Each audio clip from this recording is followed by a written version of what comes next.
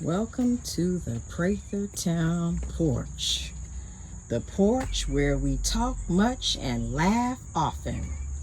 We are having our series of podcasts from this beautiful setting where there are animals, trees, and lots of foliage from the 1800s. Welcome to the porch. Welcome to Prathertown, Maryland. We are sitting with homeowner Joshua Seek, who will share his experience of his introduction to Prathertown and his memories. Welcome, Josh. Thank you. So tell us, how did you get introduced to this place? Well, let's see here. I happen to be looking for a home to purchase, and I was kind of scoping out the area. I grew up in Montgomery County and lived right here off of like 124 and 108 pretty much my entire life. And as I was searching through, I found a home that was on Prathertown, which was across the street, which was the 20620. And I decided to come take a look at it. And I came and I took a look, and it definitely needed some work, but I saw some potential inside of it. And it also seemed extremely peaceful here. I remember the first time that I came down the road, it was like almost like you're going on a farm. And the thing is that I grew up on a farm. That being said, I didn't have enough money to buy a farm. I also didn't want to live in the middle of nowhere. And here it's kind of funny because you have like this farm feel where you feel like you're in the country, but in all reality, you can go right out of the house and there's like, another home every 25 feet all the way to DC practically. But here it's like right on that line, which is amazing. So I kind of fell in love with the place. I loved how it had, some large trees, had a little creek, and it seemed peaceful. And I was like, you know what? I was like, I can buy this place and I can do something with it. So that was my introduction to the community. That's a wonderful introduction. Can you share any memories that you have made along your time here in Prathertown? Well, I'll tell you the first time that I met anybody here was Fat, and she came outside. Willistine, right? Yes, Willistine Prather. Exactly, but she goes by Fat. And I remember the time, now we call her Skinny, but I remember the time that she came out of the house and she's like, "Hi, I'm Fat." And I'm like, "What?" She's like, "Yeah, I'm Fat." And I'm like, am I hearing this right? And she's like, "Yeah, F-A-T, Fat." And I was like, "What you are is funny." I was like, "Nice to meet you, I'm Josh." And, we started cracking up, laughing, and going back and forth. And she was the first person that I met here. And she has the biggest personality in the world. She made me feel at home right away.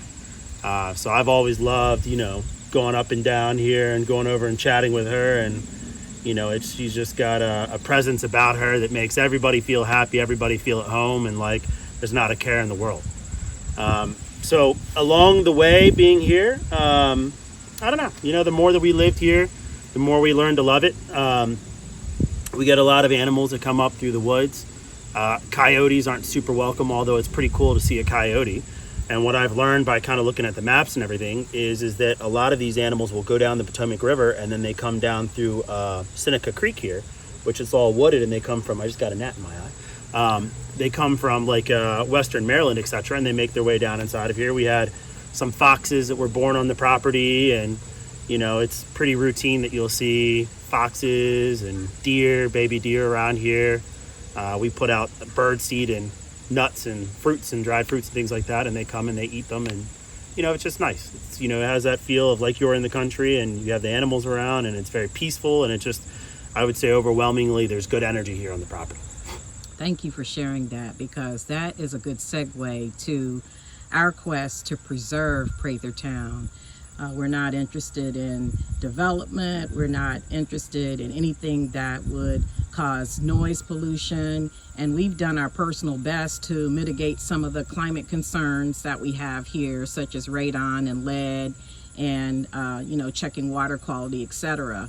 Having said that, what would you leave as a final thought for your wish? If you had any wish that could be executed, what would it be for this community? I've thought about that a lot because I know there's a lot of history here. And I had some thoughts at some point that maybe it might be nice to have some kind of like community center or something like that here, because there is the lot over here that still has not had anything done on it, and it'd be pretty cool if you could have like some kind of like nature community center type deal that's not necessarily open to the public per se for anybody to come whenever, but you could, have kids come in and teach them about, plants and animals and food production and all these types of things, and kind of have like a neat space where people could learn about the community and learn about what's unique about this property, and also learn some practical knowledge by which that a lot of people don't have nowadays. Josh, you've actually read the mind of our board of directors, because this summer we did just that. We believe service will save us, and we worked with 12 high school students and one Maryland Corps member to just do an inventory of what are the plants and animals and trees here. And we want to make sure that we are environmentally sound with this environment, this neighborhood. We want to be very conscientious of what's here. And you mentioned community center, which is interesting because we are bringing the community to the people. To the residents here, we just promoted emergency awareness and preparedness. When a needs assessment was done, not one individual, not one household had an emergency plan. So at no cost to residents, we provided just very simple emergency prep plans and free kits.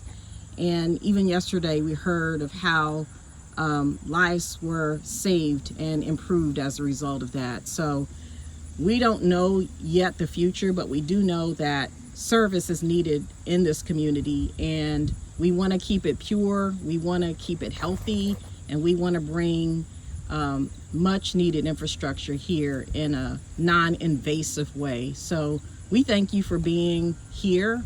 You've made a huge impact in this community, and we thank you for all of your thoughtfulness and your care and your stewardship. Thank you so much. Appreciate it. Thank you.